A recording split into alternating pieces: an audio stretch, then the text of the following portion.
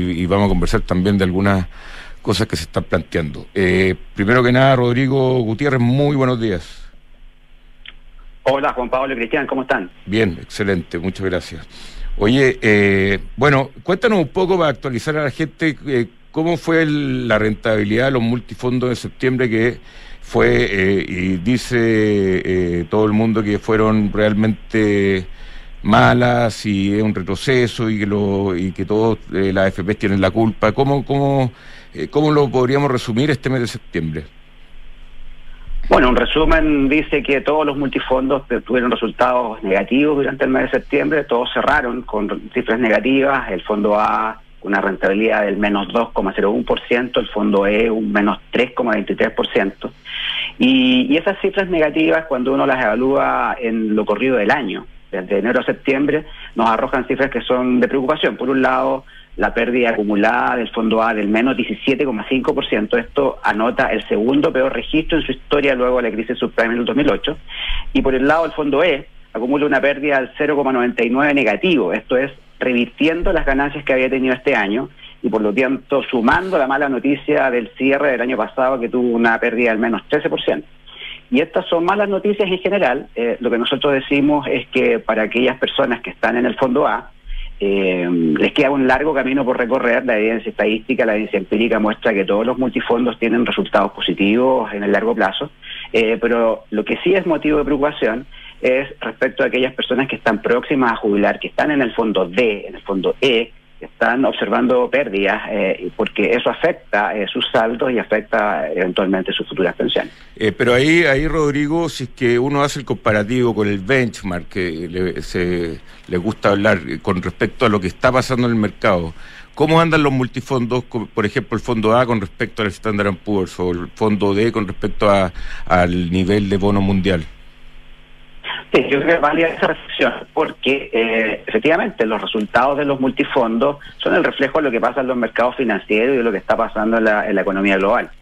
Nosotros estamos en presencia de una crisis que ya se viene alargando hace bastante tiempo. En Chile, particularmente, el mercado financiero se empieza a impactar con el estallido social, ¿verdad? Hacia finales del 2019, luego nos toca la pandemia, el 2020, con un fuerte choque a nivel global, y a nivel local se empieza a generar alta incertidumbre, ya sea por el proceso político, el proceso constitucional, por los procesos de las elecciones presidenciales, por los retiros de fondos previsionales que, bueno, todos sabemos que inyectaron una cantidad significativa de recursos, más de 51.000 millones de dólares, que tuvieron impacto a nivel de lo que son las presiones inflacionarias locales, sumadas a las ayudas del gobierno, las alzas en las tasas de interés, la inflación que hoy día tenemos galopando en Chile, no solo por efecto global, sino que por todos estos efectos locales.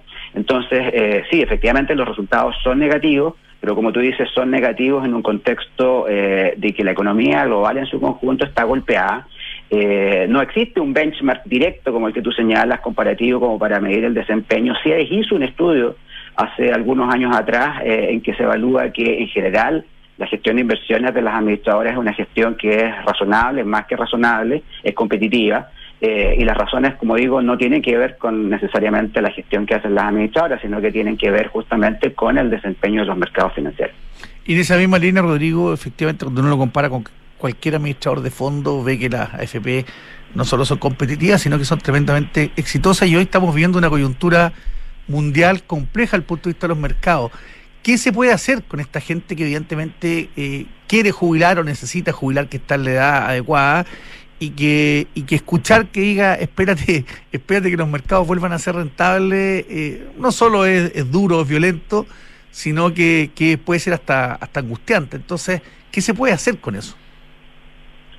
Sí, bueno, la verdad es que acá hay que entender esas circunstancias, que son circunstancias muy, muy personales, que responden a la realidad familiar, individual, más íntima de cada persona. Sin embargo, no nos queda otra más que recomendar lo que hemos dicho en ocasiones pasadas, que es que en la medida de lo posible las personas posterguen el inicio del trámite de jubilación a la espera de que estos fondos puedan recuperarse a lo menos parcialmente. Aquí hay un fenómeno que se ha dado también que es bastante notorio y que nosotros lo evaluamos también mes a mes, que es que durante la pandemia muchas personas postergaron el trámite de jubilación, Todo esto en el contexto primero del shock que se vio durante el primer semestre del 2020 y que además se sumó a las restricciones sanitarias que impedían que muchas personas quisieran hacer este trámite porque además estaba el hábito de hacerlo presencialmente. Luego, durante el 2021, vimos el desplome de los fondos conservadores sumado al efecto de los retiros de fondos previsionales. Nosotros reportábamos hace un año, en octubre del año pasado, una pérdida acumulada del fondo EDI casi un 20%, que después se revirtió afortunadamente durante los últimos 3 meses del año, pero que igual significó un cierre del 13% en el año. Y eso implicó que también muchas personas postergaran ese trámite de jubilación durante el 2021. Entonces tenemos un contingente de personas que postergaron durante el 2020, el 2021, y que se empezaron a jubilar durante este 2022, sobre todo en el primer semestre. Las cifras mostraban que se había duplicado el número de personas que se había jubilado respecto a los años anteriores, y esto en un contexto de recuperación del fondo, mejores tasas para el cálculo de las futuras pensiones y también el surgimiento de esta nueva pensión garantizada universal, que venía a significar una suerte de complemento de las pensiones que podían eventualmente ser percibidas como pensiones insuficientes por parte de las personas, pero que con esta ayuda ya los gatillaba a tomar esta decisión. Ahora eso, yo diría que va a ser un fenómeno que se va a frenar en lo que queda este año, en un escenario en que probablemente los fondos conservadores sigan teniendo pérdidas. Oye, el tema del fondo A de 17% de caída en lo que va este año 2022, la gente podría decir que se contrapone con lo que ha pasado con la bolsa en Chile, pero también estos fondos son bastante diversificados en términos de instrumentos financieros. Y, por ejemplo, para ver cuál es el impacto real de esto, es que el índice de Estados Unidos, el principal índice, ha caído durante lo que va del año alrededor de un 21%. El Nasdaq, por ejemplo, un 28% ha caído en lo que va del año. O sea, comparado con el Nasdaq, por ejemplo, el fondo A ha andado mejor que el Nasdaq. El fondo A ha andado mejor que el DAX alemán, que ha caído un 21.34%. El Dow Jones ha caído lo mismo que el fondo A, un 17%. Entonces, también la construcción del relato es como siempre y como ha sido costumbre, la gente no lo entiende. O sea, cuando uno llega ahí a sentarse al frente de la gente de la AFP, explicarle qué es cosa el mercado, y apenas los que estamos en el mercado muchas veces entendemos todo. Entonces es tan difícil comunicar eso, es fácil comunicar las ganancias, pero las pérdidas es un estrés. Es como cuando te vaya a juntar con alguien a departir, a comer, a pasarlo bien, en vez de juntarse a alguien a tomar sus cafés para tratar de arreglarse. ¿Me voy a entender o no? Bueno, sí, es un tema complejo. Y también sucede que las noticias tienen más revuelo cuando son negativas que cuando son positivas. En eso estamos claros, ¿verdad? Pero acá yo creo que es importante transmitirle a la gente, y esto es lo que nos toca hacer a nosotros habitualmente, que es que el desempeño de los multifondos dependen de la rentabilidad de los instrumentos en los cuales estos fondos están invertidos. Eso parece una obviedad, ¿cierto? Pero entonces ahí es donde uno viene a complementar diciendo que, por ejemplo, los fondos de mayor riesgo, fondo A, fondo B, están invertidos principalmente en el extranjero en instrumentos de renta variable.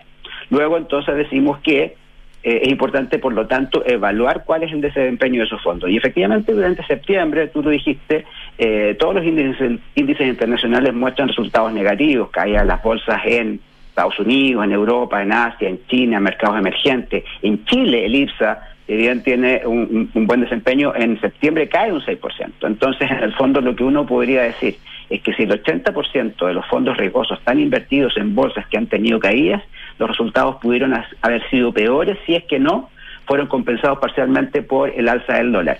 Porque más allá de que el dólar, hemos visto, ha tenido alta volatilidad en las últimas semanas, lo cierto es que durante el mes de septiembre anota un alza del 9,5%. Eso explica, en términos compensados, la rentabilidad negativa relativamente moderada de un menos 2% durante septiembre. Y por su parte, lo que nosotros comunicamos habitualmente es que la rentabilidad de los fondos conservadores depende de las inversiones en instrumentos de renta fija a nivel local en un orden a un 80% aproximadamente. y por lo tanto están sujetas al comportamiento de ese mercado y a los movimientos en las alzas, en las tasas de interés que han venido al alza. Y por lo tanto eso castiga el precio de esos instrumentos y explica entonces la caída de la rentabilidad de estos fondos. Ahora, ¿por qué suben las tasas? Evidentemente hay un fenómeno de análisis de la economía local. Sabemos que estamos en presencia de un fenómeno inflacionario, pero también sabemos que estamos en un contexto de incertidumbre política, que por lo demás se sigue proyectando y prolongando en el tiempo, luego el resultado del plebiscito, que nos abre un nuevo debate en torno a un acuerdo político para el inicio de un nuevo proceso constitucional. Por lo tanto, toda la incertidumbre que teníamos previo al plebiscito, la verdad es que hoy día continúa, en un escenario donde además aparece ya con más fuerza las preocupaciones en términos de lo que es la preocupación más concreta de las familias, de las personas, en torno a la agenda de pensiones, de salud, de educación, de seguridad ciudadana, etcétera, etcétera, a nivel local.